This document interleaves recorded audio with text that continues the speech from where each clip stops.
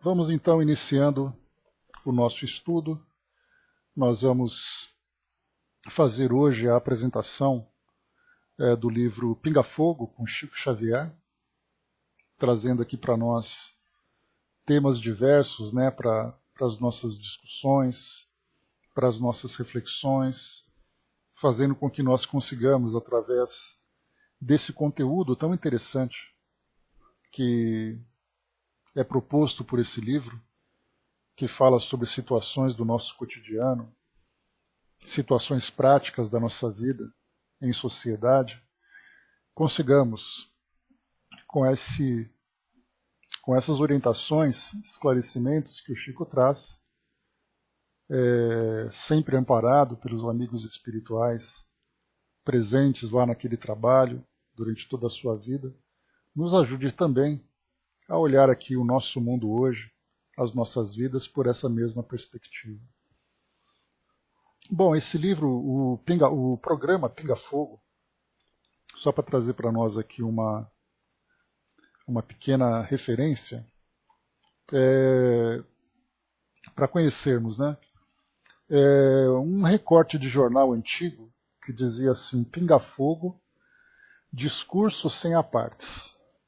Então ele foi pela agência Estado, lá em Brasília, dizia assim: Pinga Fogo é a denominação dada há muitos anos por parlamentares e jornalistas, à parte as sessões da Câmara e agora da Constituinte, destinada a pequenos discursos de 5 minutos cada, sem direito a apartes. Essa expressão, é claro, não consta em nenhuma norma escrita. O regimento interno diz apenas que a primeira hora das sessões da Casa, denominada pequeno expediente, destina-se a breves comunicações, feitas no máximo em 5 minutos, sem apartes, por oradores previamente inscritos. Nas normas provisórias da Constituinte consta que, aberta a sessão e lido o expediente, cada constituinte terá direito a usar a palavra por 5 minutos durante as suas primeiras horas, não sendo admitidos apartes. Pouca coisa se pode esperar de um discurso tão curto, ainda mais sendo vedada a contestação ao orador. Esses pronunciamentos prestam-se mais a recados para o eleitorado. É a oportunidade que os deputados ou constituintes podem fazer reclamações ou defender pequenas reivindicações de suas áreas. É também a hora em que muitos aproveitam para fazer desabafos, às vezes exacerbados. Daí o nome Pinga Fogo. Foi no Pinga Fogo, em 1968, que Márcio Moreira Alves sugeriu um boicote contra os militares, que resultou no AI-5. Também no Pinga Fogo, o ex-deputado Mário Juruna fez um discurso que quase lhe custou o mandato por chamar os ministros de ladrões. Então aqui a expressão Pinga Fogo era exatamente isso, né? Fazia-se então um pequeno discurso desses 5 minutos, onde o parlamentar dizia ali o que ele bem entendia, né? E ninguém podia reclamar. O tempo era dele e ele fazia ali o que ele bem entendia, né? Ou o que bem entendesse.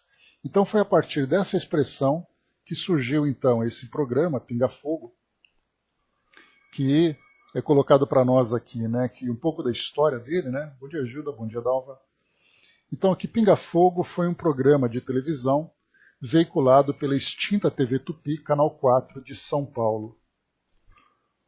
Aí tem um pouco da história dele aqui também, né? Estreou no ano de 1955 e terminou no início da década de 1980 com a crise financeira que culminou com o fechamento da emissora, que foi ali que surgiu depois o SBT, né? Que comprou esse Canal 4. Aqui fala um pouco sobre o destaque, né, do programa com Chico, inclusive, eu estou aqui na Wikipédia, e diz para nós assim: entrevista com Chico Xavier.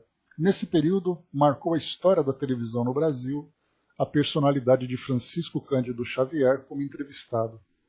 Em 28 de julho de 1971, a convite da produção do programa, o médium foi ao ar ao vivo, retransmitido em rede nacional, coisa pouco comum para as emissoras televisivas da época.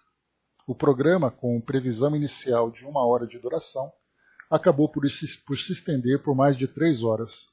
Alcançou a maior audiência já registrada na história da TV brasileira, com 75% dos televisores brasileiros ligados no programa. A impressionante repercussão junto à audiência levou a emissora a repetir o convite, indo ao ar na noite de 21 de dezembro do mesmo ano, uma edição especial de fim de ano com o médium. Dessa vez, o programa acabou por estender-se por mais de 4 horas. A audiência estimada foi de 20 milhões de brasileiros. Em ambas as ocasiões, o médium respondeu a queima-roupa perguntas de alguns dos jornalistas mais conceituados do meio à época, como Saulo Gomes, Reale Júnior, L. Alves, Herculano Pires, Freitas Nobre, Vicente Leporassi, Durval Monteiro, além do escritor católico João de Scantimburgo e o espírita Hernani Guimarães Andrade. Foram abordados temas como espiritismo, mediunidade, caridade, sexo, pena de morte, aborto, chegada do homem à lua, transplante de órgãos, bebida e proveta, homossexualidade, cremação de corpos e muitos outros. O programa, que exibia entrevistas e variedades, encerrava a programação noturna das terças-feiras da emissora. Entre os entrevistados, existiam convidados de todas as áreas, mas sobretudo da política. Então aqui, esse pequeno resumo. Bom dia, Dudu. Esse pequeno resumo do que era o programa. Aí a gente lembra que, nesse primeiro programa, de 28 de julho, foi então publicado esse livro, que nós vamos estudar hoje, começar a estudar hoje, Pinga Fogo com Chico Xavier, e depois o segundo programa, que foi em dezembro, como nós vimos aqui, 21 de dezembro, ele virou o livro Plantão de Respostas, que nós vamos também estudar na sequência desse. Então são esses 2 livros que foram produzidos a partir desses 2 programas. Então, como eu falei para vocês, temas diversos aqui que nós lemos, temas diversos que foram apresentados para o Chico, e ele foi então respondendo a essas questões. E aí, interessante é que Emmanuel comenta no segundo livro, 21 de dezembro, nesse plantão de respostas, que havia, sem dúvida, a assessoria dos espíritos para que o Chico desse ali algumas das respostas, mas algumas respostas o próprio Emmanuel comenta que não havia necessidade de nenhuma intervenção por parte dos espíritos, porque o próprio Chico seria capaz de responder. Então, na verdade, o Chico respondia e outras vezes os espíritos ali orientavam para que uma determinada resposta fosse apresentada de acordo com o tema. Então, esse foi o programa, e dessa forma que foi produzido, então, aqui que o livro foi produzido. Então, nós vamos iniciar aqui, antes de começarmos as perguntas propriamente ditas, nós temos aqui nesse livro a introdução dele com reportagens, com comentários aqui para entendermos exatamente aquele contexto que foi apresentado. Angelina colocou, Saulo Gomes conheci quando participou de um seminário aqui em Pernambuco.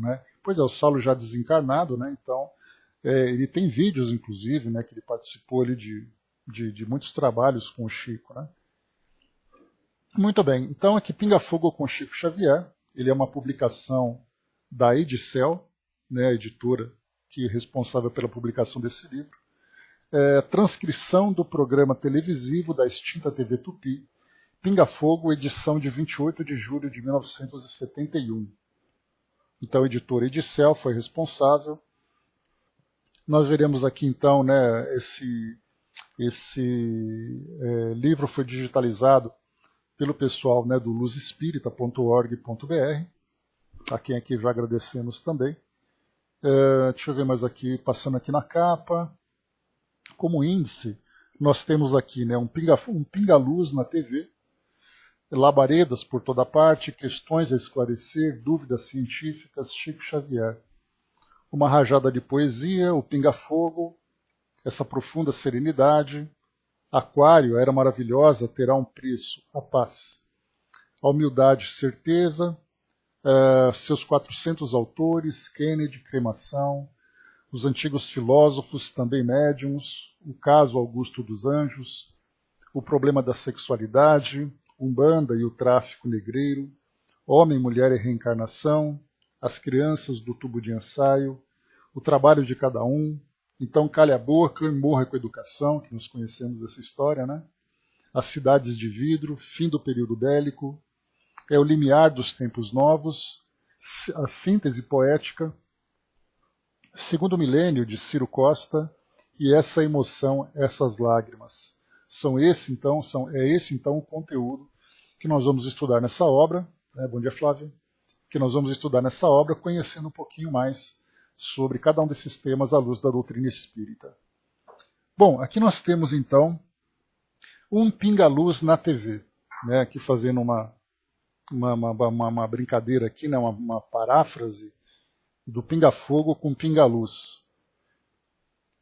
A noite de 28 de julho de 1971 foi diferente. Tornou-se uma noite histórica para São Paulo e para o Brasil. Muita gente até hoje se pergunta por que estava diante de um aparelho de TV, esperando o pinga-fogo do Canal 4. E a resposta é difícil. Francisco Cândido Xavier, o médium psicógrafo de Uberaba, ia submeter-se aos entrevistadores. Tanto o programa como o médium eram por demais conhecidos. Há 40 anos, Chico Xavier vem sendo submetido a entrevistas de jornais, revistas, rádios e televisões. Tudo já se fez com o Chico, até mesmo entrevistas sensacionalistas, procurando submetê-lo ao ridículo. Nada havia demais em que Chico aparecesse de novo no Canal 4. Mas apesar disso, a cidade de São Paulo se debruçou ansiosa sobre o vídeo. E não só a cidade, mas todo o estado e suas adjacências, como o sul de Minas e o norte do Paraná. A coisa mais difícil de se compreender é esse interesse antecipado. Católicos, protestantes, ateus, materialistas, gente que não é de nada e gente que é de tudo. Pessoas indiferentes e espíritas em penca. Todos estavam atentos. Era como se fosse acontecer algo de inesperado. E realmente aconteceu. Chico Xavier entrou no palco da TV Tupi com seu jeito humilde e simples de sempre. Escondeu-se depressa atrás da mesa. Haviam-lhe posto uma peruca, talvez para atrapalhar, que juntamente com os seus óculos pretos, dava-lhe um ar estranho, parecia outro. Aqui só uma nota de rodapé, né, que fala sobre que o Chico usava peruca, né? Aqui só para confirmar.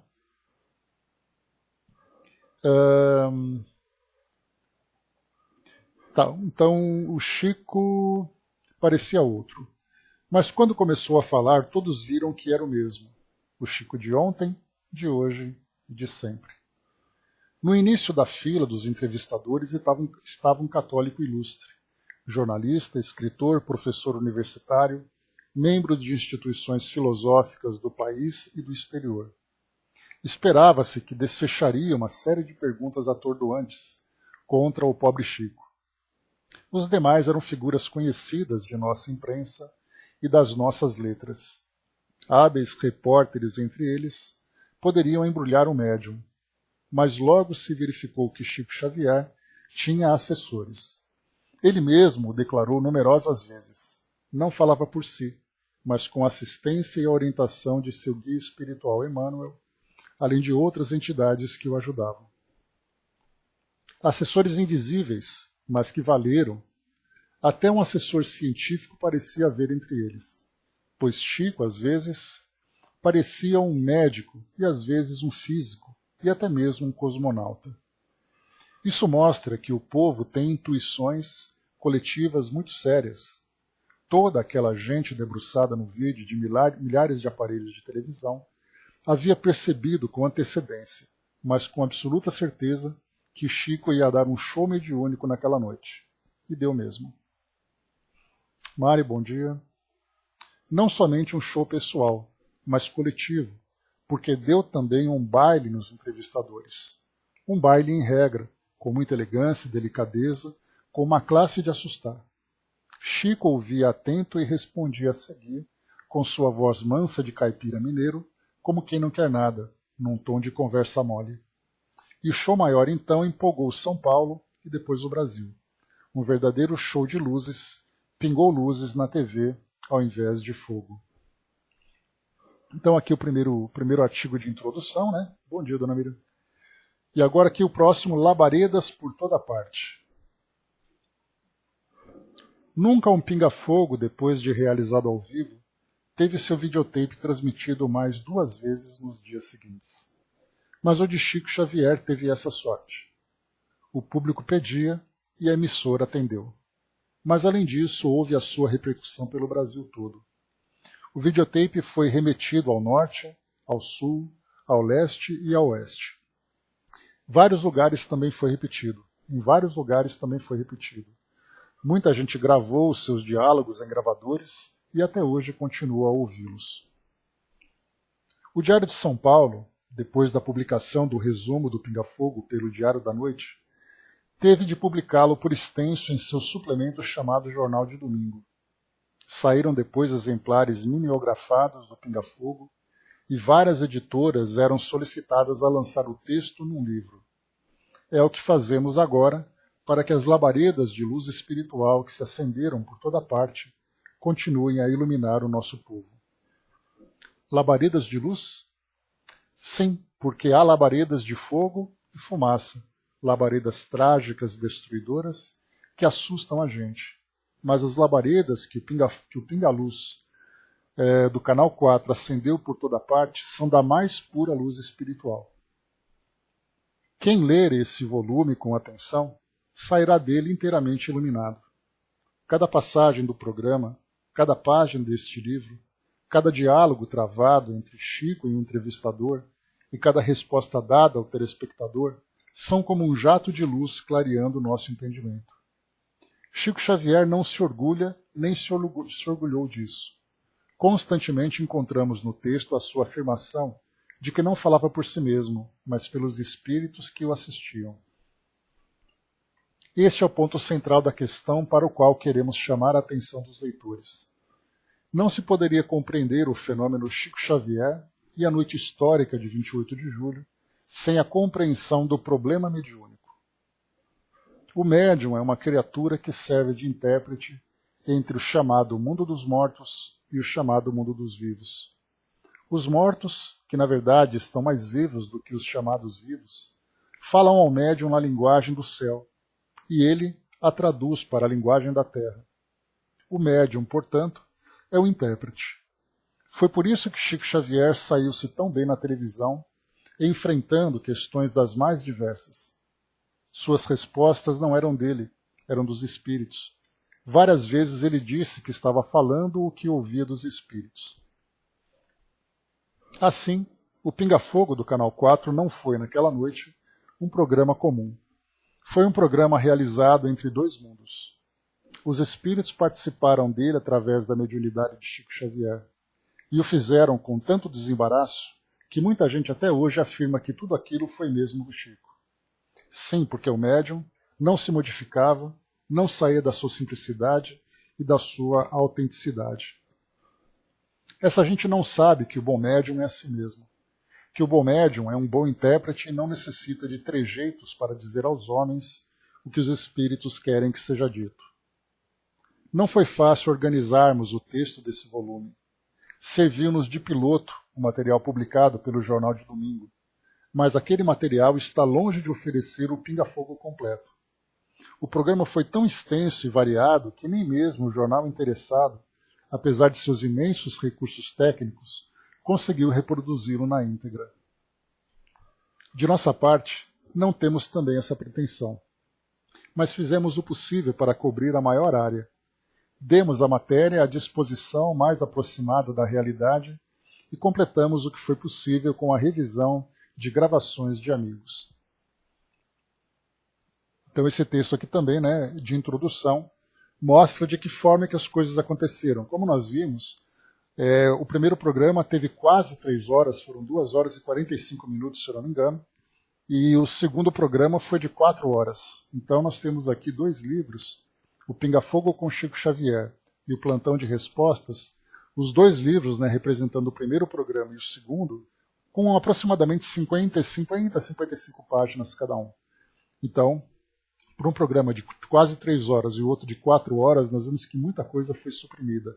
Até porque teve muita conversa, muitos elogios, muitos cumprimentos, saudações, aquela coisa toda, né? Então, naturalmente, eles procuraram aqui enxugar o máximo possível para poder fazer com que esse livro fosse viável, né? Do contrário, seria uma transcrição ali bastante grande.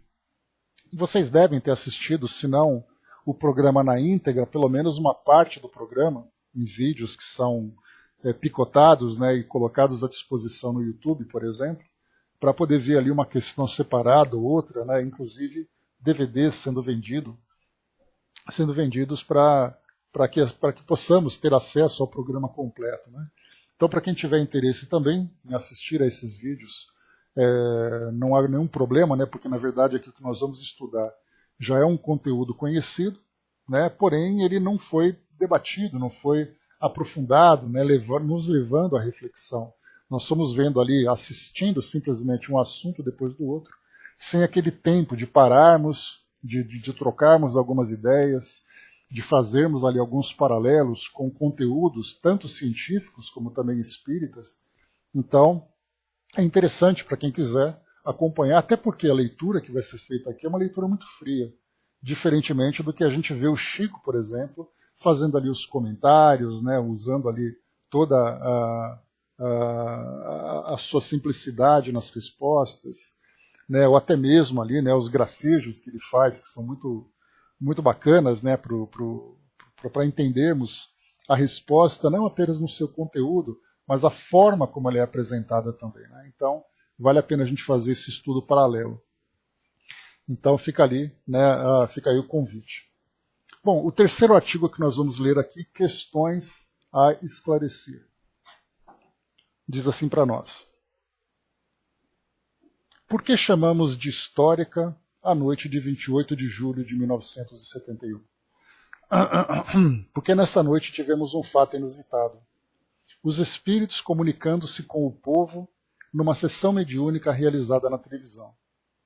E por que essa sessão produziu resultados que marcam novos rumos para o nosso povo? Milhões de criaturas no Brasil inteiro mudaram de posição diante da vida, ouvindo o pinga-fogo. Essa mudança foi um passo à frente, assinalando um momento decisivo nas grandes e profundas transformações por que passa o Brasil em nossos dias. Contam-se por milhares os céticos e os descrentes que se voltaram para o estudo dos problemas espirituais a partir daquela noite. O que se deu, pois, foi uma verdadeira revolução, uma revolução espiritual que abriu perspectivas imensas para o futuro. Aqui só para a gente lembrar, né, que existem dois marcos que nós podemos dizer do espiritismo no Brasil. O primeiro marco foi quando foi publicado o livro Nosso Lar, quando então ali houve uma grande procura, um grande interesse em conhecer o mundo espiritual a partir dos relatos de André Luiz, que depois, né, deram continuidade nas demais obras, né, A Vida no Mundo Espiritual, que é o nome da série, né, com os livros que nós estamos estudando, inclusive. E o segundo marco foi exatamente o Pinga-Fogo, porque a partir daquele momento as pessoas também começaram ou a se aproximar da doutrina espírita ou se tornarem ali ferozes opositoras, né, a partir daquele desse grande da procura, né, da audiência que teve o programa, e as pessoas então passaram, se não a seguir o espiritismo, a pelo menos questionar muitos dos pontos que as suas próprias crenças, os seus próprios dogmas, né, mantinham. Então falar, por exemplo, sobre como as religiões entendiam uma vida após a morte. E depois então que o Chico coloca, aquelas verdades, digamos assim, que eram estabelecidas como dogmas, passaram ali a sofrer, né, alguns questionamentos. Será que é assim mesmo? Será que eu não posso ter contato com as pessoas que eu amo? O sofrimento que nós temos no mundo é colocado, por um lado, como uma falha da natureza, quando acontece, por exemplo, né, uma pessoa que nasce com uma doença congênita, países que passam por guerras, países que passam por miséria, né? Então é colocado ou o mundo é imperfeito e a natureza é imperfeita, ou Deus quis assim, segundo a visão religiosa, para testar os homens e fazendo as coisas segundo a sua vontade. Então não se via uma lógica. Quando Chico então respondia a essas questões na televisão, as pessoas passaram a questionar isso. Será que a natureza é tão imperfeita assim? Será que Deus é tão indiferente a princípio, à dor alheia, à dor humana, querendo ali através de uma escolha caprichosa, escolher quem é feliz, escolher quem sofre? Então mesmo que as pessoas não aceitassem, admitissem os ensinamentos espíritas para esclarecer essas questões, pelo menos começaram a questionar se aquelas verdades que eles aceitavam eram realmente daquela forma. Então por isso nós vimos, né, que tanto o Nosso Lar, no seu lançamento, como também a entrevista com Chico Xavier foram dois grandes marcos aqui no Espiritismo no Brasil. Né? Então essa é a visão que a gente tem que perceber da grande importância que tinha, ou que teve o programa na sua época, né? De ter essa audiência, né? De termos 75% dos televisores conectados, ligados na TV Tupi de então, para assistir esses programas, seja para querer conhecer, buscar ali por curiosidade novas informações, seja para encontrar as fragilidades daquela doutrina que então começava a se propagar aqui no Brasil. Vamos lá, continuando. Então, como foi colocado, né? Contam-se por milhares os céticos e os descrentes que se voltaram para o estudo dos problemas espirituais a partir daquela noite. Então vejam, o estudo dos problemas espirituais não quer dizer que o espiritismo necessariamente tenha recebido ali novos adeptos, mas as pessoas passaram a analisar, a estudar esses problemas. O que se deu, pois, foi uma verdadeira revolução. Uma revolução espiritual que abriu perspectivas imensas para o futuro. Mas como provar que essa revolução realmente se deu? Basta vermos o número de jornais, revistas, estações de rádio, de TV, que passaram a tratar dos problemas espirituais dali por diante. Basta dizer que Chico Xavier passou a ser colaborador permanente de um jornal diário, o Diário de São Paulo, e de uma grande revista semanal, o Cruzeiro, que publicam todas as semanas as mensagens mediúnicas do famoso médium. Olha só que interessante na época, né? Veículos de comunicação de grande expressão no Brasil. A gente pode colocar aqui o Cruzeiro na época, é uma revista comparada ao que é hoje a Veja, Isto É, né? Essas revistas de grande circulação aqui no nosso meio, né? E o Diário de São Paulo também era um jornal na época bastante valorizado, né? E São Paulo sendo ali o estado, né? A cidade mais populosa e consequentemente mais rica do país, tendo um jornal que fazia essa divulgação, certamente tinha ali uma repercussão em todo o país, né? Exatamente, Braz, né? Começou ali no início, né? Lá no comecinho, década de 30, se não me engano, a fazer essa perseguição para poder ali ironizar, para poder criticar, né? Com aquela notória reportagem que a gente já viu, e passou a ser uma divulgadora, a Cruzeiro, né? Exatamente. Então, tiveram então essas publicações. Basta, por outro lado, notar o interesse pelas questões espirituais que passou a dominar as conversas de rua e de casa, os debates públicos, as próprias assembleias políticas e os cursos universitários, e, ao mesmo tempo, o aumento de publicações, particularmente de livros, sobre esses assuntos. O Canal 4, naquela noite, transformou-se num quartel-general.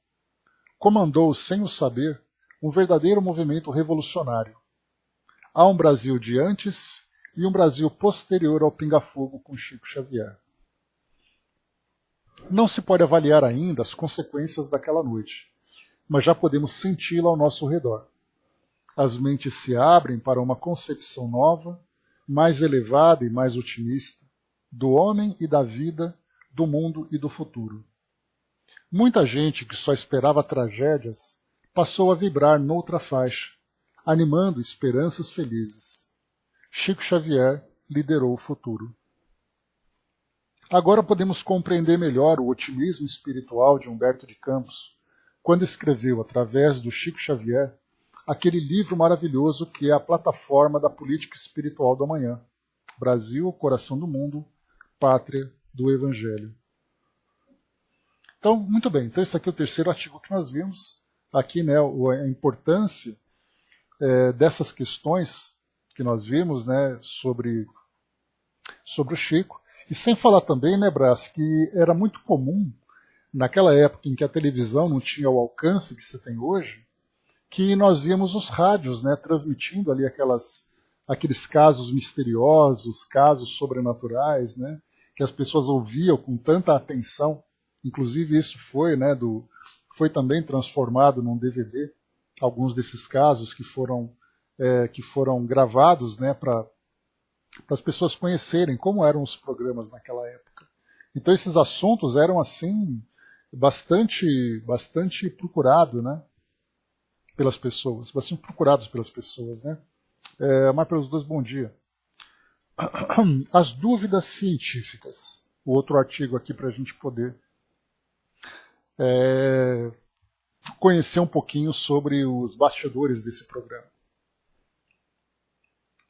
Surgiram, porém, certas dúvidas científicas que poderiam anular o êxito do Pinga Fogo. Nas reportagens posteriores lançadas por jornais e revistas, apareceram opiniões de homens abalizados, pondo em dúvida a autenticidade da sessão mediúnica de 28 de julho. Esses senhores, muito respeitáveis e competentes, não foram, entretanto, prudentes como deviam. Opinaram geralmente sobre os assuntos que desconhecem. Entenderam que existem possibilidades científicas para aceitação da realidade mediúnica. Será mesmo assim? É o que vamos procurar pôr a limpo de maneira rápida. Já no próprio Pinga Fogo, o ilustrado escritor, professor João de Scantimburgo, pôs em dúvida a mediunidade de Chico Xavier, tentando explicar a psicografia pela tese científica da escrita automática. Ora, a escrita automática é conhecida no Espiritismo bem antes das pesquisas psíquicas a respeito. Scantimburgo insistiu no problema do inconsciente. A escrita automática seria uma manifestação do próprio inconsciente do médium. Seria aquilo que na doutrina é chamado de animismo, né? Desde 1857, o Espiritismo colocou cientificamente, na ciência espírita, o problema das manifestações anímicas, ou seja, da própria alma do médium, produzidas através da escrita e por via oral. A descoberta do inconsciente por Freud, nos princípios desse século, e as pesquisas sobre a escrita automática na psicologia, também na mesma época, só fizeram confirmar a tese espírita depois de mais de meio século. O professor Scantimburgo e os que mais tarde se manifestaram a respeito pensavam estar opondo uma tese científica ao espiritismo, mas erravam redondamente. É curioso lembrar que quando Kardec publicou o Livro dos Espíritos, em que trata do assunto, Freud devia ter apenas 1 ano de idade, pois esse livro saiu em 1857 e Freud havia nascido em 1856. Hoje, a parapsicologia, que o professor Scantimburgo citou erroneamente, já confirmou a diferença que o Espiritismo estabeleceu há mais de um século entre escrita automática e psicografia. O caso de Chico Xavier é evidentemente de psicografia, manifestação de espírito pela escrita. E nenhum especialista do assunto admite qualquer confusão do seu trabalho mediúnico com a escrita automática. Aqui, né, até porque hoje nós temos ali até mesmo inteligência artificial sendo utilizada, porque existem alguns programas, alguns softwares hoje publicados ou utilizados, né, que eles fazem uma análise de textos. Então, esses programas são utilizados, por exemplo, na análise de teses, né, e de dissertações. Ali nós temos, então, doutorado e mestrado, onde eles fazem comparações. O programa analisa aquele texto e faz uma comparação de padrões de palavras e de estruturas com outros textos para saber se isso foi plagiado. Então, muitos dos livros que Chico publicou, eles fizeram comparações, pegaram, por exemplo, ali uma leva de livros e começaram a colocar esses textos nesses programas de análise para ver se tem o mesmo padrão. porque inconscientemente, pela bagagem cultural que nós temos, mesmo que a gente procure disfarçar a forma de escrever ou o conteúdo que é apresentado, nós mantemos um padrão e nós não conseguimos mudar isso.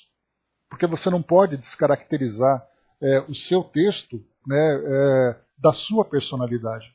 Então você pode até fazer isso, um texto ou outro, mas se você pega, por exemplo, a quantidade de livros que o Chico publicou, e você tentar disfarçar cada um dos textos, porque nós não falamos apenas de livros, nós falamos dos textos que estão dentro desses livros. Por exemplo, um livro que traz ali 50 textos. Aí você pega outro livro que traz ali 80 poemas. Então, na verdade, você fala de um livro, mas de uma quantidade muito grande de textos separados, textos que são independentes, dentro desse conteúdo. Então, esses programas começaram a fazer essa comparação, né? Pois é, Chaconé, tem essa coisa, né, de esses trabalhos que são feitos. Então, esses programas começaram a buscar esse padrão e perceberam que realmente são textos escritos por pessoas diferentes. Portanto, se o texto tem ali a autoria espiritual de um determinado espírito, né? Tem a autoria de um determinado espírito, você vai então fazer comparação dos textos desse espírito e vai encontrar um padrão. Ou seja, a mesma pessoa escreveu aqueles textos. Se você vai comparar esse espírito com outro espírito, você vai perceber que são textos com estruturas diferentes. Então, através dessa inteligência artificial, você consegue fazer essa comparação. Além disso, também, nós tivemos, para fazer uma análise sobre o conteúdo do que o Chico publicou, nós temos hoje, né, acadêmicos que fazem estudos, né, em mestrado, doutorado, para fazer uma análise literária das mensagens, né, dos textos publicados pelo Chico. Por exemplo, né, alguém que estuda literatura e está fazendo essa comparação, vai fazer ali, pegar um determinado autor e vai fazer uma comparação entre as publicações desse autor quando encarnado e quando desencarnado. E isso gerando textos acadêmicos, trabalhos acadêmicos, não é simplesmente um trabalho que é divulgado dentro do meio espírita. Aliás, essa é uma falha que existe dentro do meio espírita de manter essas pesquisas científicas fora do alcance dos próprios espíritas. Então parece que nós publicamos as coisas para fora e não divulgamos dentro da própria doutrina, de conhecermos esses trabalhos, de entendermos, né, todos os protocolos que são utilizados para poder fazer a análise desse material todo. Então o Chico foi colocado à prova com essas pesquisas, com essas investigações, muitas vezes até de uma forma crítica, para encontrar ali as falhas, mas nem sempre acabam, aliás, nem sempre não encontram, né, pelo fato exatamente dessa autoria espiritual ser legítima. Então, essa teoria que é apresentada pelo professor Escartiburgo, né, que ele fala que essa escrita automática, se ela fosse automática, mesmo que ela fosse assim, sem o médium estar consciente do seu conteúdo, ele vai trazer a sua personalidade, traços da sua personalidade. Por isso, então, foi observado aqui a diferença entre a escrita automática e a psicografia. Então, é nesse sentido que eles trazem para nós.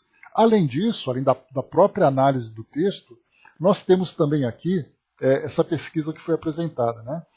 A revista, do Cruzeiro nesse caso, descobriu um eletroencefalograma de Chico Xavier e o publicou, acompanhado de interpretações de psiquiatras. Eles afirmaram que o eletro correspondia a um cérebro anormal. Houve mesmo quem dissesse que o Chico era epilético. Isso foi publicado também, né? Que ele tinha epilepsia, porque no momento da psicografia o cérebro dele se comportava como se estivesse no momento de uma convulsão. É como se estivesse ali registrando uma atividade muito além do normal no momento dessa crise. Só que, na verdade, ele nunca teve nenhuma crise epilética e isso acontecia exatamente durante o transe mediúnico. Então, para a gente perceber assim como a ciência muitas vezes era utilizada para tentar encontrar realmente ali uma falha nesse discurso espírita, né, desse discurso da presença dos espíritos nesses trabalhos. Então diz assim para nós. Eles afirmaram que o cérebro correspondia, que o eletro correspondia a um cérebro anormal. Houve mesmo quem dissesse que o Chico era epilético. Mas o eletro fora feito pelo próprio médico assistente do médium, professor Elias Barbosa, lente da Faculdade de Medicina de Uberaba, com a finalidade de pesquisar não a possível anormalidade do seu cliente, mas sim as ocorrências paranormais em seu cérebro privilegiado. Essas pesquisas não são constantes da atual investigação da parapsicologia mundial. Nenhum especialista confunde a disritmia funcional dos sentidos ou médiums como os casos patológicos. Assim como se vê, as interpretações científicas do caso Chico Xavier entre nós, com a pretensão de negar a sua psicografia, estão atrasados de um século a alguns anos. Aconselhamos os interessados a ler, para bem se informarem a respeito desse assunto, o livro Parapsicologia Hoje e Amanhã, do professor José Herculano Pires, presidente do Instituto Paulista de Parapsicologia, lançado por esta editora. A mediunidade psicográfica de Chico Xavier é tão evidente que não se pode pô-la em dúvida, a menos que não se conheça a sua extensão e profundidade. Foi o que demonstrou o professor Scantimburgo quando perguntou ao médium como se vê no texto do Pinga Fogo se ele havia citado 400 autores. Não, Chico não citou, mas recebeu páginas e livros de mais de 500 autores brasileiros e estrangeiros. Sua obra mediúnica é um desafio a todos os que duvidam da nossa sobrevivência, à morte do corpo e à comunicabilidade dos chamados mortos. 40 anos de psicografia a serviço do amor, da paz, da compreensão entre os homens, da esperança, da fé e da dignidade humana. Onde está a Academia Sueca em Estocolmo ou na Lua, que até agora não concedeu a este homem o Prêmio Nobel da Paz? Aí então depois aqui tem uma nota de rodapé, né, para concluir aqui, trabalho elaborado pelo Departamento Cultural da Edicel. E aí então na nota de rodapé diz assim: em 1981, 10 anos após, esse aspecto foi considerado. Para a gente fazer um paralelo, eu trouxe para vocês aqui um pequeno artigo que fala exatamente sobre isso. Está aqui no portal terra.com.br. O título é exatamente, né? Chico Xavier já foi indicado ao Prêmio Nobel da Paz? E aí diz aqui para nós: o médium brasileiro Chico Xavier, morto há exatos 10 anos, neste 30 de junho de 2012, é mundialmente conhecido por sua obra literária psicografada e pelo auxílio espiritual prestado às pessoas que o procuravam.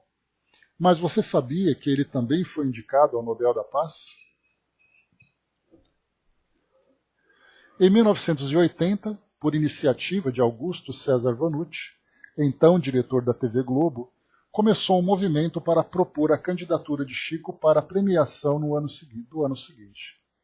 Listas percorreram o país e receberam cerca de 2 milhões de assinaturas pedindo a candidatura do médium, que foi aceita. Ele não ganhou o prêmio, concedido em 1981 ao Alto Comissariado da ONU para Refugiados. Nascido em 2 de abril de 2010 em Pedro Leopoldo, Minas Gerais, e radicado em Uberaba desde 1959, o médium faleceu em 30 de junho de 2002.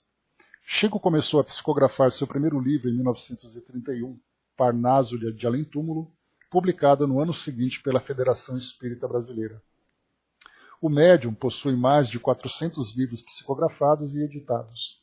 Segundo informações da Prefeitura de Minas, em 2000, o médium foi escolhido o Mineiro do Século e o governo do estado de Minas instituiu a Comenda da Paz Chico Xavier, outorgada anualmente a pessoas ou entidades que trabalham pela paz.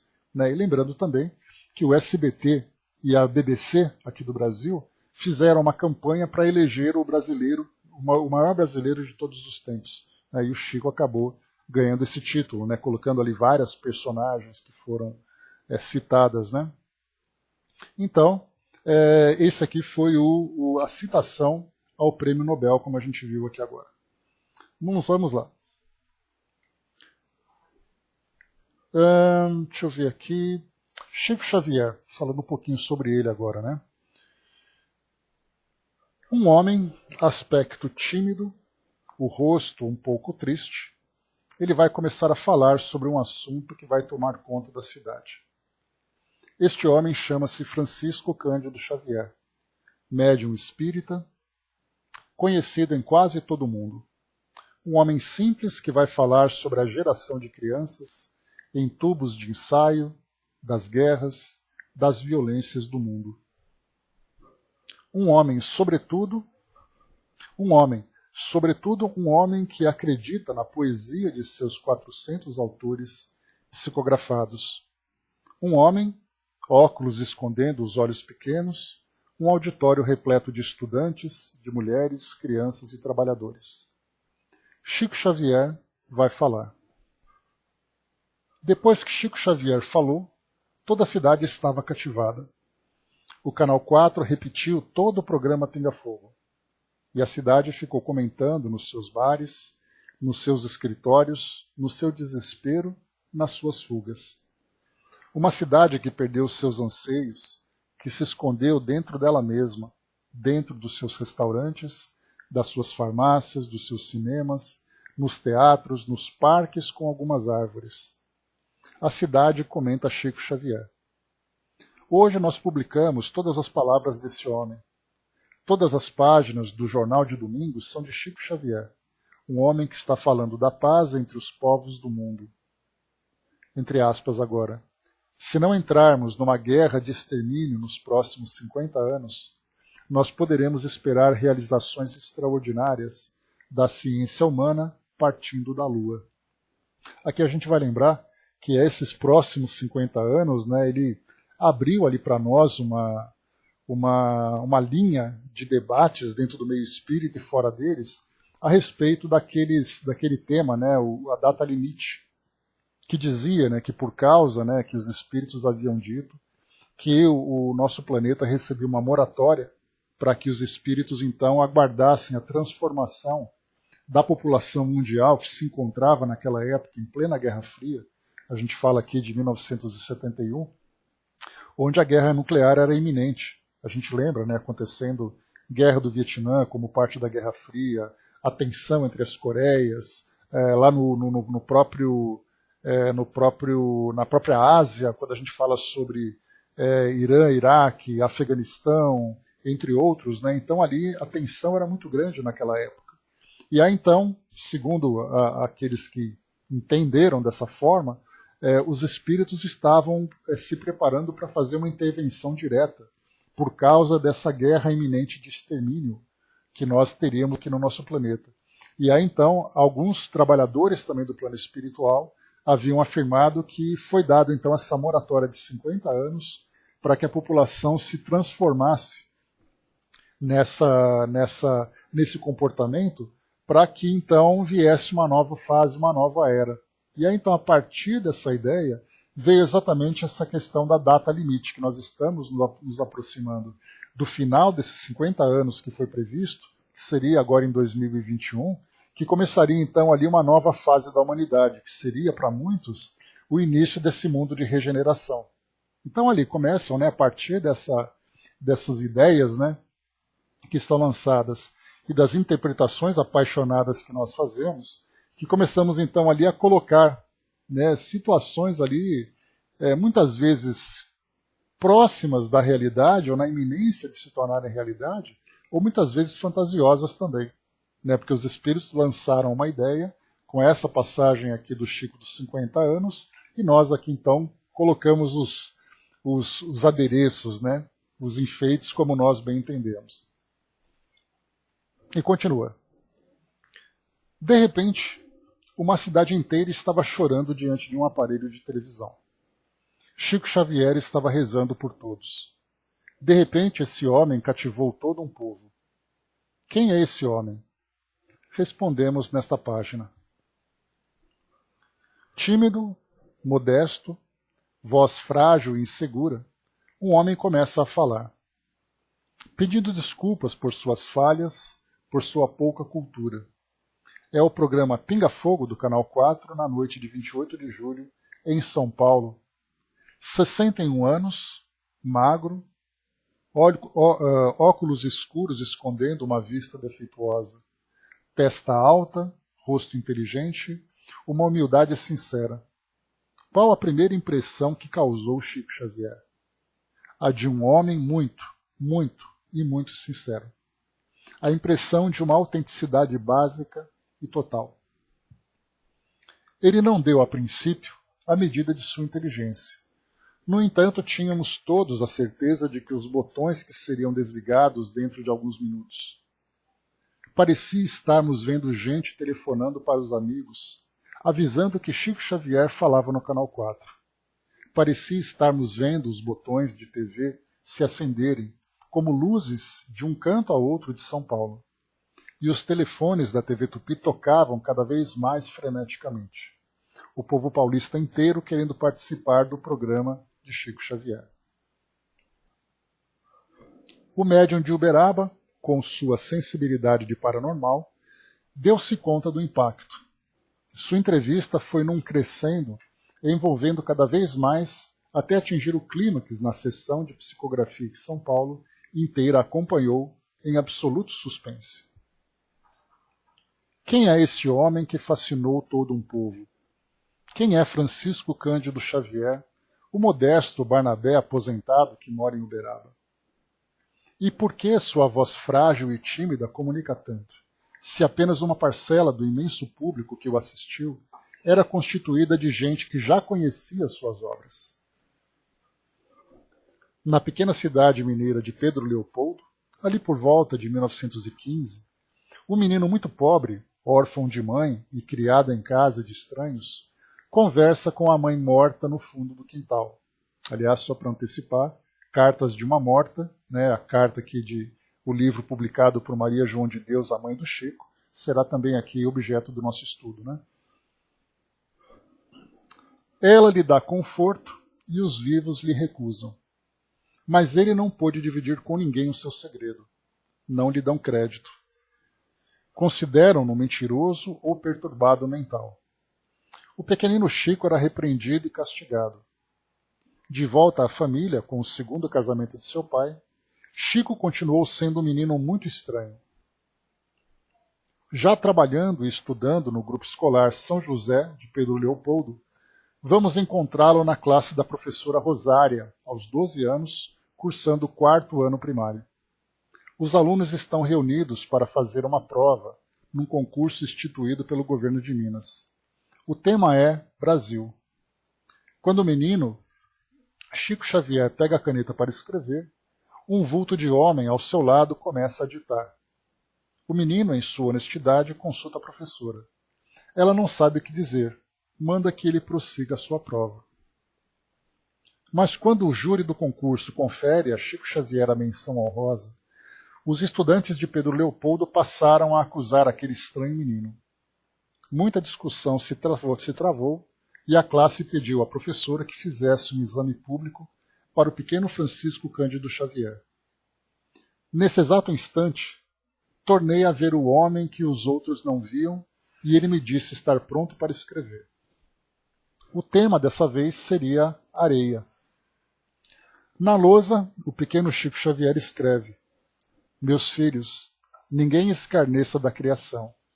O grão de areia é quase nada, mas parece uma estrela pequenina refletindo o sol de Deus. Daí em diante, Dona Rosária proibiu que se voltasse a falar do assunto. Nem eu deveria dar notícias das coisas estranhas que eu visse, e nem os meus colegas deveriam me perguntar qualquer coisa fora dos nossos assuntos. Chico Xavier agora tem 17 anos. Trabalha num armazém, serviço puxado de sol a sol. A família é numerosa, depende em parte do que ele recebe. É um rapaz pobre, mas tem muitos amigos.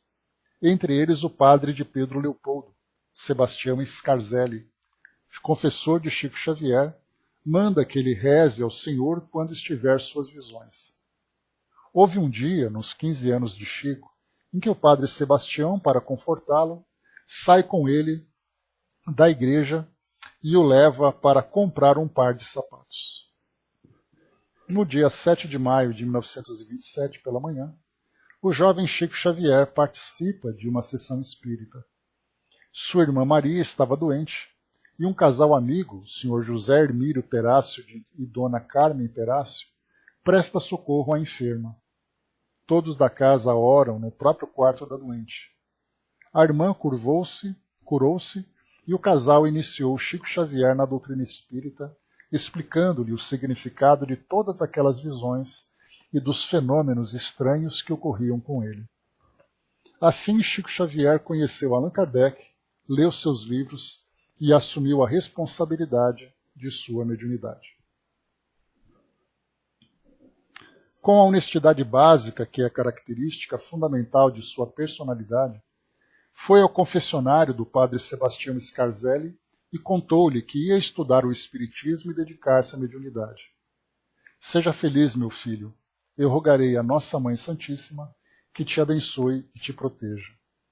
Aqui só para a gente lembrar, para quem assistiu ao filme Chico Xavier, faz ali uma menção do padre Scarzelli, mas tem ali uma confusão, que na verdade a história é baseada, né, o filme é baseado na história do Chico, mas não é uma representação fiel da história dele. Né? Então, o padre Scarzelli, um outro padre, ali tem um padre que persegue, e tem o padre Scarzelli que faz ali, que é o confessor que desejava realmente que o Chico seguisse esse caminho. No filme mostra diferente. Mostra ali o mesmo padre que conversa com ele e que faz aquela crítica pública sobre o espiritismo. Né? Então, só para lembrar que não o filme ele tem uma base, mas ele não traz ali essa fidelidade.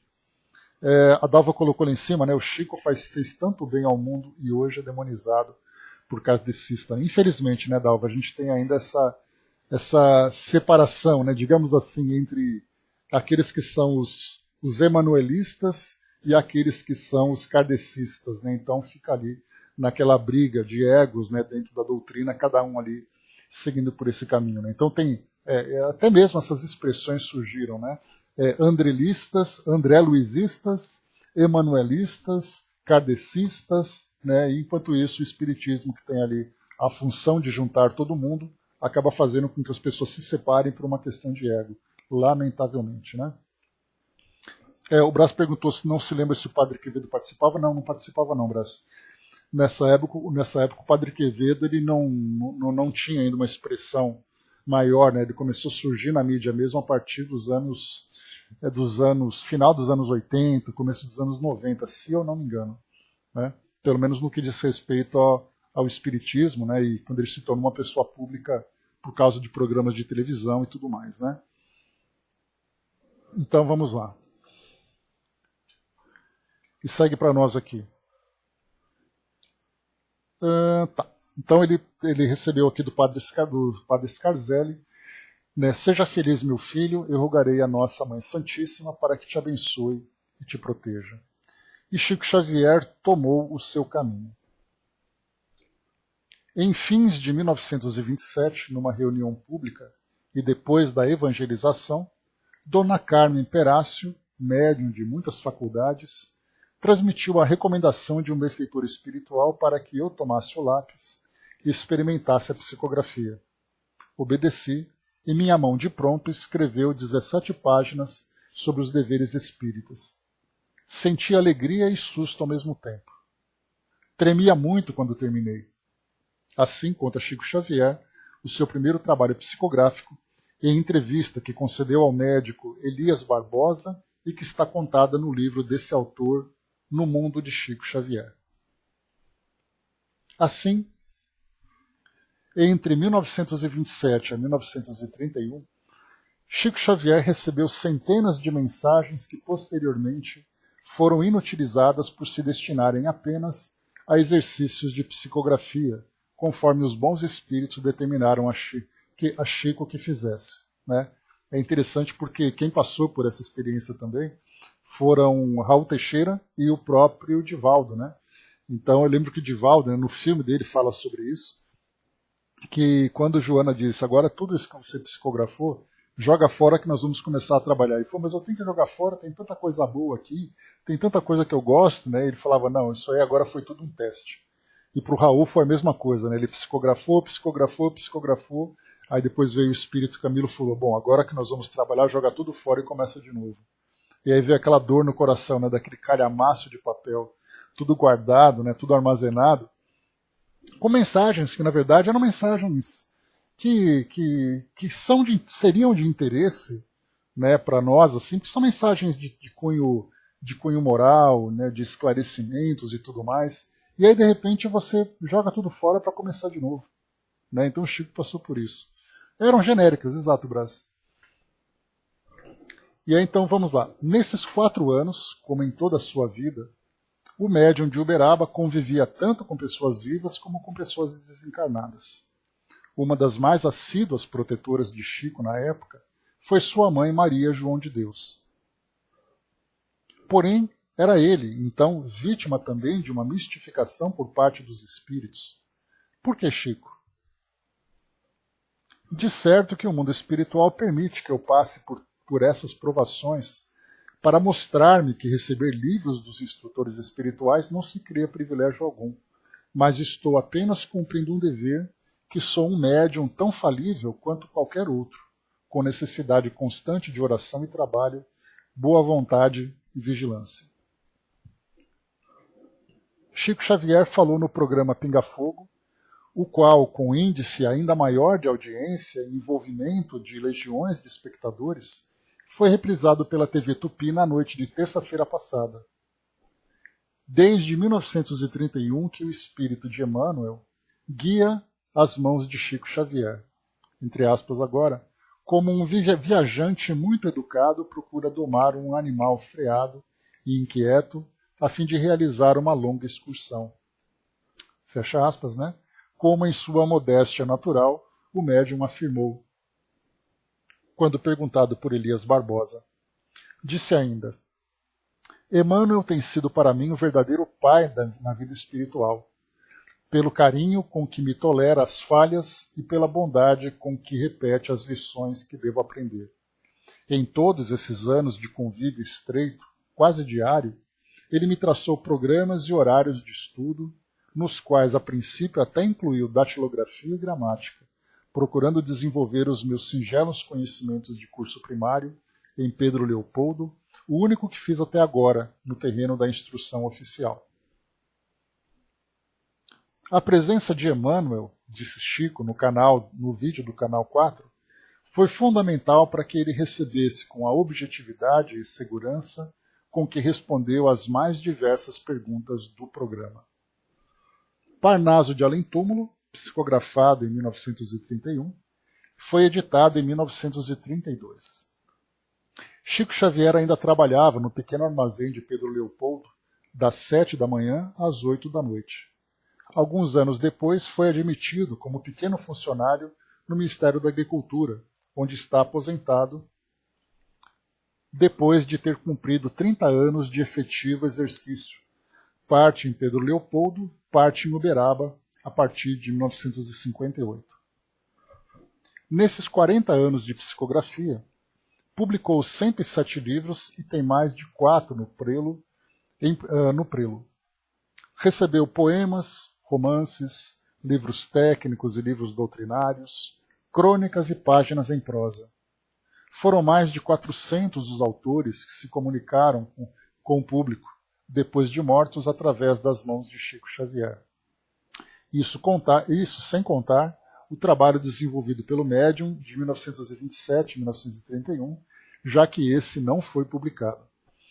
Aqui a gente lembra, né, que os livros publicados do Chico, geralmente o pessoal fala, sempre mais de 400 livros, mas nem sempre tem uma precisão.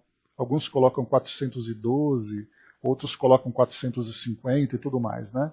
E desse material todo nós temos desde livros, que tem ali um grande volume, até livretos, podemos chamar assim, que são livros muito pequenos. Né? Por exemplo, que fala sobre crianças no mundo espiritual, conta a história de um jovem que tem ali, né, algumas páginas apenas. Às vezes alguns livros com pequenas mensagens, então são livros grandes, livros pequenos. Livros que vieram depois, nós tivemos, por exemplo, um livro que eu acho muito interessante, chama Militares no Além, que foi um livro que foi publicado, que na verdade é uma coletânea de mensagens que o Chico recebeu, com essa temática, né, que falava ali sobre o círculo dos militares, e ali então, desencarnados, né, que trouxeram ali falando sobre a visão do Brasil pela perspectiva deles, né, incluindo ali Marechal Deodoro da Fonseca, Floriano Peixoto, né, que eram então marechais logo no início do Brasil República, na República da Espada, chamada, né? E depois falaram também sobre o destino das forças, o destino das famílias. Então, na verdade, foram pessoas que foram juntando essas mensagens que já tinham sido publicadas e reuniram num livro temático, como foi esse caso, né? Então, foram livros que o Chico publicou e livros que vieram depois, que foram, digamos assim, montados a partir das mensagens que já existiam.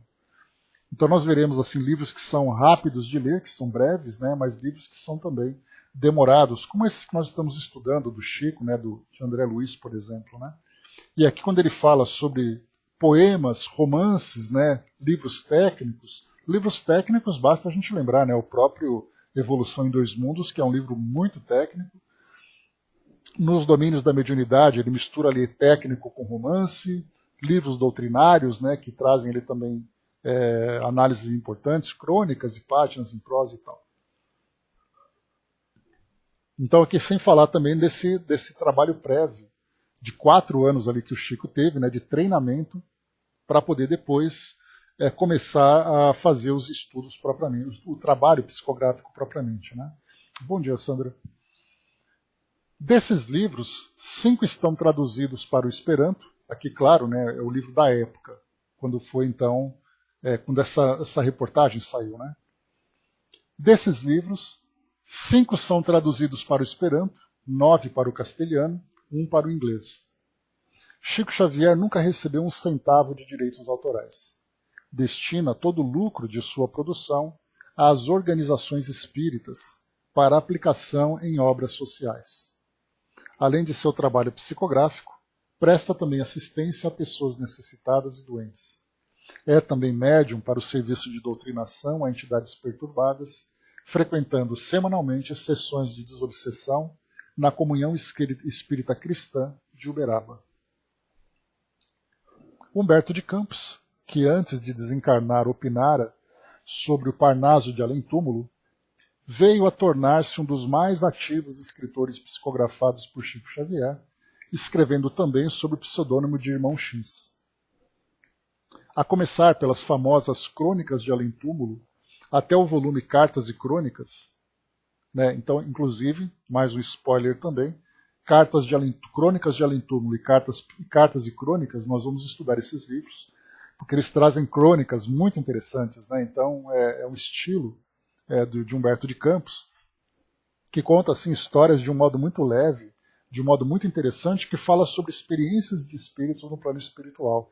Dentre eles, aquele que nós conversamos, né, Brás, sobre o dia de finados, né, de você escolha não morrer no dia de finados, porque é um dia muito movimentado, muito agitado, e os espíritos se sentem muito perturbados nesse dia, né? Ou então que chova muito, para que todo mundo assim vá com calma no cemitério. Então, são essas crônicas que vão ali trazer para nós uma visão do mundo espiritual também de uma forma interessante. Em disputa dos direitos autorais do grande cronista brasileiro, a família de Humberto de Campos levou Francisco Cândido Xavier aos tribunais, tendo o médium de Uberaba vencido a questão na justiça. Então, isso aí também é um caso interessante, né? Entre os escritores estrangeiros psicografados por Chico Xavier, constam-se Guerreira Junqueira, Eça de Queiroz, Bocage, João de Deus, Roberto Schoutey, o historiador inglês, M. Berthelot, o criador da termoquímica. Emmanuel escreveu, por intermédio da mediunidade de Chico, vários romances, como Há 2000 anos, 50 anos depois, Renúncia, Paulo Estevão e Ave Cristo, todos passados em épocas antigas, na remota Roma, na velha Espanha, na antiga França. Aliás, aqui esses 5 livros, né, trazem ali a história de Emmanuel em suas encarnações anteriores, né? Esses romances são considerados obras-primas da literatura e alguns deles foram levados à televisão. Aqui, sinceramente, eu não me lembro desses livros na televisão, mas vamos lá, se vocês lembrarem, me falem. Muitos foram os poetas brasileiros psicografados pelo médium de Uberaba. Castro Alves, Cruz e Souza, Alfonso Guimarães, Guerra Junqueira, Casimiro de Abreu, Fagundes Varela, Olavo Bilac, tem páginas do Parnaso de Além-Túmulo, Antologia dos Imortais e outros livros. Ficção em prosa é outra constante na obra de Chico Xavier. Hilário Silva, Cornélio Pires, Neio Lúcio são alguns dos autores de livros como Pontos e Contos, Falando a Terra, Contos dessa e de Outra Vida, etc. A coleção André Luiz é considerada um verdadeiro monumento da filosofia espírita, um documentário de tudo o que acontece além do sepulcro. Também fazem parte de sua obra livros de história, ciência, filosofia e religião. Evolução em Dois Mundos, Mecanismos da Mediunidade, Palavras de Vida Eterna são alguns dos livros de doutrina espírita que constam da imensa bibliografia de Chico Xavier, que nós estamos estudando e teremos o prazer de estudar em breve. Este é, leitor em rápidas pinceladas, o homem por que você se empolgou ao assistir o programa Pinga Fogo. O que está escrito aqui, sabemos, é muito pouco para explicar o fascínio que você sentiu. A personalidade de Chico Xavier, a firmeza de suas convicções e a sua lucidez não cabem numa pequena reportagem bibliográfica, mas também o impacto de Chico Xavier, que Chico Xavier causou em todo um povo, que durante mais de 2 horas, colado ao vídeo, sorveu as suas palavras. Talvez não possa ser explicado apenas pelo valor do homem Chico Xavier. Nisso entrou, leitor, tenha certeza, o eco das ideias de Chico Xavier, o eco que as ideias de Chico Xavier encontrou em você. Então aqui, né, Diário de São Paulo, caderno do Jornal de Domingo, que foi publicado então naquela época, logo após. Aqui ele vai falar também uma rajada de poesia, que é o próximo artigo. Deixa eu só ler para vocês rapidamente então esse trecho, que é o último de introdução. Uma rajada de poesia. E aí no próximo encontro, na quinta-feira, a gente já entra propriamente no programa. O Jornal de Domingo, que publicou o texto da entrevista de Chico Xavier, trouxe também este poema de Álvaro Faria, inspirado nas palavras do médium. Diz aqui então o poema. Assim uma grande angústia caminhando nos caminhos, nas grandes vilas, a tão imensa cidade violentada na sua violência e desamor e ternura. Mas a ternura, irmã, é um pedaço de vidro que começa a se partir nas distâncias dos olhares e nos olhos das pessoas que estão caladas. Estamos todos aqui, irmã. Eu queria te dizer das árvores, dos grandes rios, queria sobretudo te dizer das 7 portas, das 7 moradas, das 7 mansões. Querer te abraçar nesse instante de ternura, porque sei que a ternura existe na medida em que nos tornamos irmãos. E assim, irmã, eu quero te dizer, te abraçar com meu corpo de 1000 anos, de 1000 séculos, de 2 minutos de vida. Eu queria te falar da lua, de uma guerra atômica, te dizer do Vietnã, de todo o extermínio das plantas e dos insetos, irmã. Eu queria te falar. Queria te dizer que as crianças terão os olhos de vidro, nascerão de um ventre de metal, com dedos de ferro. Mas tudo isso é uma folha muito verde, irmã. A cidade adormeceu, é bem verdade. A cidade está calada nesta hora da noite, quando a noite é um silêncio enorme nas nossas bocas. E uma cidade de vidro, o nascimento de um tempo novo. Soube que John Kennedy está trabalhando no espaço. Soube também que nós poderemos destruir as armas que nos matarão amanhã. Soube ainda que há uma casa de alumínio e de vidro no meio da lua, calando os faróis, as neblinas, as chuvas. Há uma hora nas vidas onde a terra recebeu as raízes, irmã. Por isso e por tudo, e também por nada, haveremos de percorrer os caminhos desse ventre de todos os planos de vidas. As 7 portas, as 7 mansões. Que não sejam as 7 palavras de nosso encantamento.